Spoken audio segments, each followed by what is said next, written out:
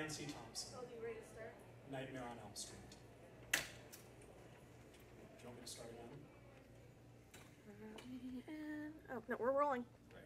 Nancy Thompson, Nightmare on Elm Street. 1, 2, Freddy's coming for you. Why these kids today? Dying with their headphones on, making messes. 3, 4, better lock your door. Death rises, smears the ceiling. Your friends are bags of blood. 16 going on dead as fuck. Nancy, honey, can we discuss what post-traumatic stress has done to your hair? 5, 6, get your crucifix. Your whole world goes runny, pliable. A membrane between darkness and blade. Come, that cheese-melty scarecrow, red in burn and claw. 7, 8, better stay up late. Don't fall asleep in the tub, he'll scratch your breasts. Don't fall asleep in the hospital, he'll scratch your thighs. Don't fall asleep watching Evil Dead, he will scratch your eyes out. Still, the dream wound bleeds in broad daylight. 9, 10, never sleep again.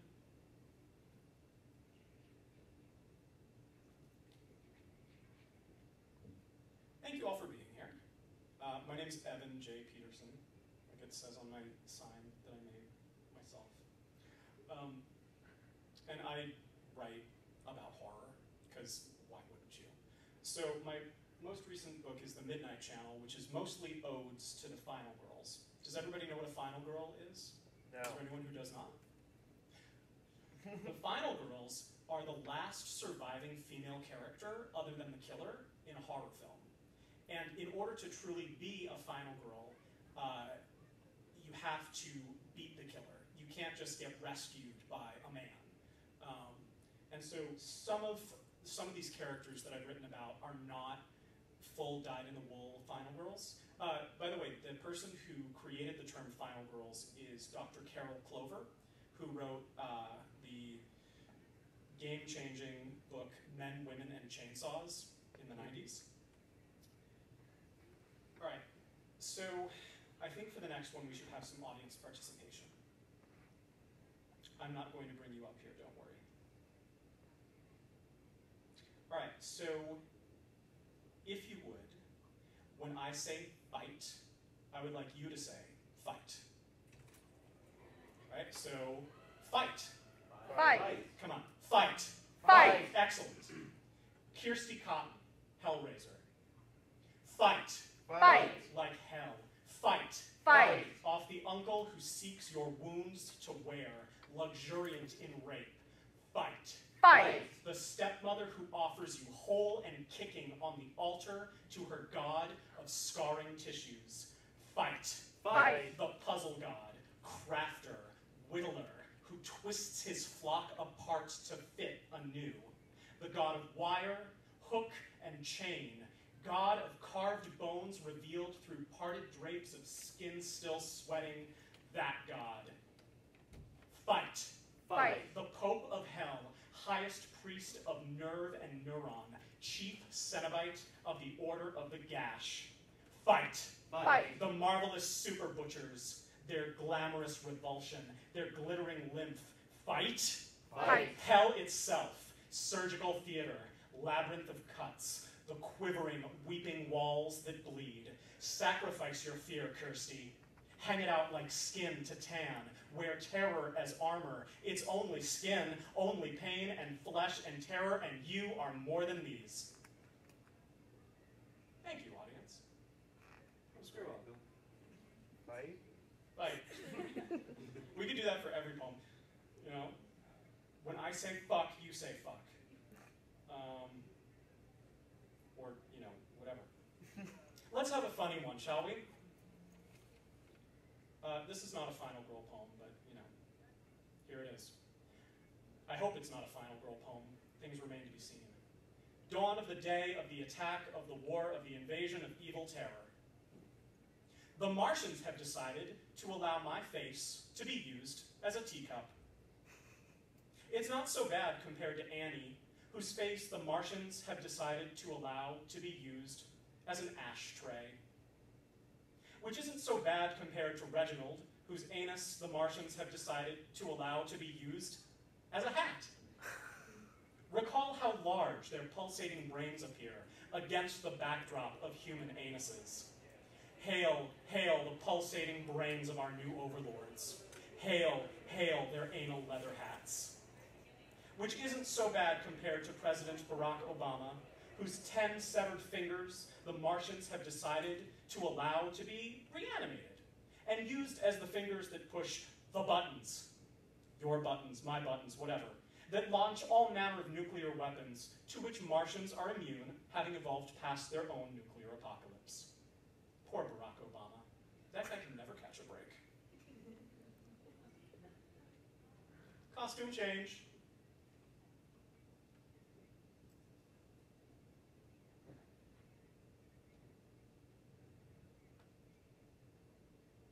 Does anyone want to pick a horror movie? Let's do Alien. Yes. Ellen Ripley, Alien.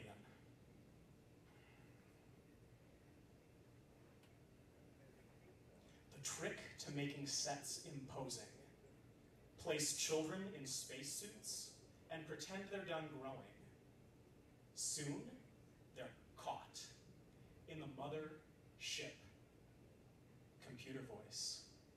House is haunted. Command prompt. Leave the haunted house. Computer voice. You can't. Command prompt. Tell me why not.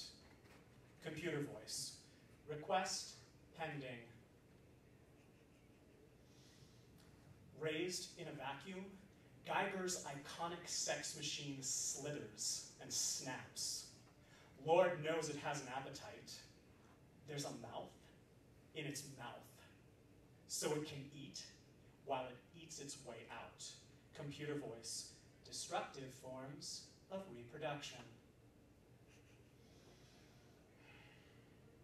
Everything gets milky, choked.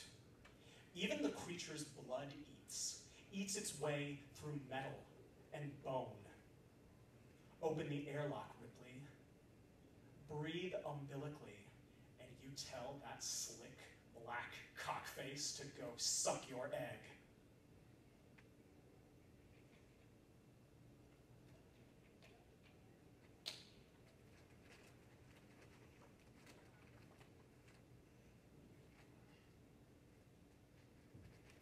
Does anyone watch Bates Motel? I didn't get into it, and then all of a sudden I took a peek at it, and Freddie Highmore plays Norman Bates. Freddie Highmore played Charlie in Charlie and the Chocolate Factory. Why I want to fuck Norman Bates. His boyish charm, his impish grin. He stammers when he's nervous. I like when they get nervous. Great listener. He's kind to his mama, even when she ain't so nice to him. He's a mama's boy, and I have a rotting sweet tooth for mama's boys. He eats candy corn out of a paper bag. He knows how to sew a bird shut and doesn't mind the sawdust. Even cute when he's lying. He changes the sheets every week, whether they've been slept in or not, because of that damp, that creepy smell. He knows how to clean up his own messes. He's clever. There's a stranger in my house. It took a while to figure out. Winifred Wendy Torrance, The Shining. You've crossed the threshold, invited yourself into the vampire, entered subliminal space. This is not a dollhouse. You are not safe. Windows open in blank walls, already seen from other rooms. What floor are you on? Are you certain? Danny isn't here, Mrs. Torrance.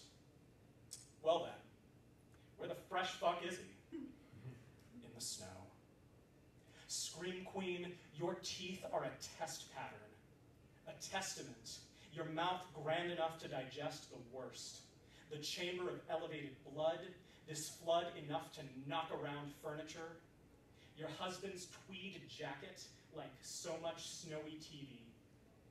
No one's going to save you from snow, not a prayer or a wish, and certainly not Jack. Swallow your terror, Wendy. Bundle up. Swallow snow. Peace be with you. Thanks, I'm sorry. No worries. Sarah Connor, Terminator. Of course it's 1984. The god body appears enlightening with empathy of steel. News says you're dead, sweetie. Snap gum. It only takes one bullet to kill, but he empties the clip. He's thorough. Deep in the tech noir, he's the only one who knows your value. It's almost like love, unstoppable. Tough to work with primitive tools, the shotgun, the Uzi, the synth solo. In the future, they'll set life on fire and watch it boxed in glassless TV sets. Sarah, don't let that happen. Close the circuit, your womb grounded by the time traveler.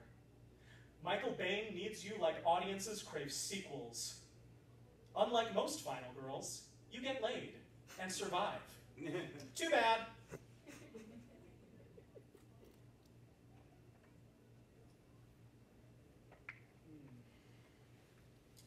The book begins with Halloween. Jamie Lee Curtis's Laurie Strode in Halloween, which is a very important movie. I think it might even be the first. It might even be the first Final Girl movie officially, although I've traced the phenomena of the Final Girls back to Dracula. There's this real thing that gets set up in Dracula about Lucy, the sexually aggressive one, gets murdered, and Mina, the virginal goody-goody, survives. Laurie Strode, Halloween. Virginal, nebbish, too smart for the boys. Someone has finally found you stalkable. He wants in, so babysit. The bow-haired twit from Carrie goes on and on about the worthlessness of books. She'll get it with a phone cord. Off-screen, the half-eaten dog. Men of law and medicine speculate, investigate, save no one. Let's get inside that mask for a killer POV. See? Teens think that beer and ghost sheets are romantic. Quickest way to get stabbed? Get fucked. Young bodies need all the attention they can handle.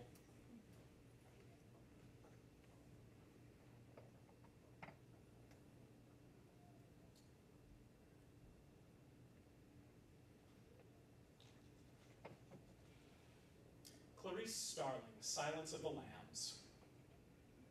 My favorite final.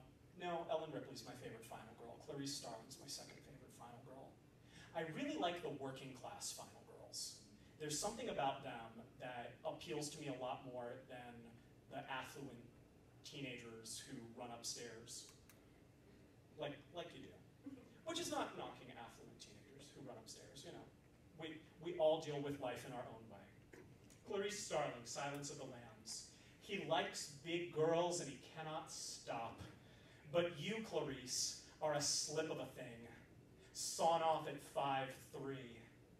Even a killer looks down on you. What will he make of you? A throw pillow? A jaunty cap? There's an art to restraint, to folding inward, making a smaller self, cocooning and pushing your mass through the slit between pavement and rust. Now you're cutting your teeth. Shred your slacks, modest stockings, dab of blood on nylon. In night vision, you're green. Green as a new recruit, as shots in the dark. and moth food. Take aim, past your nice purse and your cheap shoes. Aim for the sound, aim for the glory. Clarice, aim for the head.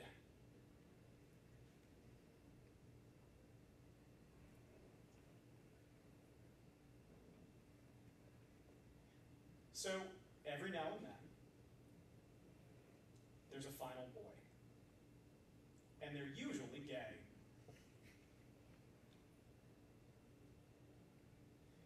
Eddie Fitzgerald, hell-bent. Police sirens, blood and glitter. He's had all your friends, rolled them in alleys, bathrooms, in tattoo parlors, the bead of inky blood tracing the spine. All torso, no mugshot. What is this, Grindr? Last time I do drag, guess so. This isn't your straight and narrow slash. Classic man in a mask, inverted. This Halloween, even the killer is sexy. Wouldn't you want to kill us? We're fabulous. No guns, no tricks, no crimes of hate, just the blade and the will and the hard, hard body. Isn't it your turn to see a little action, Eddie? Every goody two-shoes wants a bad boy, and these aren't known for their patience. Can I hold your gun in Act 1? Handcuffed to the bed, better than a shower scene. Your lover removes your socks, and the killer remains on the loose. Let's see if you're ticklish.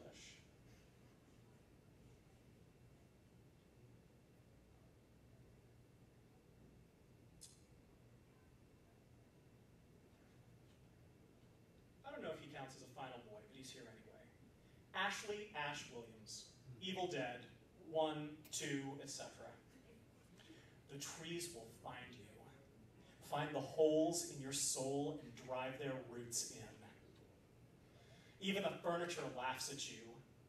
Even your hand turns against its master. Prime the saw and sever tendon and bone. Amputate evil at the base and make sure you get it all.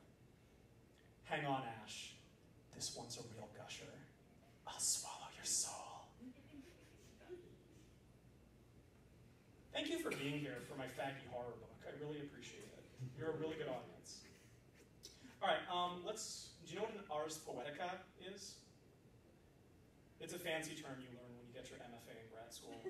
An ars poetica is, it's a poem about poetry, particularly a poem about how you feel about poetry, or especially your own poetry. So I think we'll finish with, cool, yeah, covered in stage blood. Which is actually really delicious if you want to try it afterward. I'll be signing books and painting faces in the green room. Little did we know it's real blood. Right. Just taste it. Vegan blood, made from real vegans. The 80s, a slasher film blamed on slasher films. First sign of human culture, the weapon. Some stains take a decade to wash out. Are you slitting that throat or trying to saw his head off? Jamie Lee loves Janet Lee, and audiences love a massive head trauma, or the old arrow through the eyeball trick. This is a sequel, so up the ante. Different weapons for every murder. Who are we killing today? The homeless. And with what? Antlers. Oh, I love antlers. Fucking hipster. Different holidays for every killer. Oh, slay me on Christmas. On Kwanzaa. Guy Fawkes Day. My bar mitzvah. On Take Your Daughter to Work Day. The hockey mask is an egg waiting to be cracked. Tom Savini, our co-pilot. He does makeup like a murderer. Stabbed on a waterbed and suddenly it's porn. Almost viral, a faceless fist whacking off the horny teens. Insert convenient AIDS metaphor. Thank you.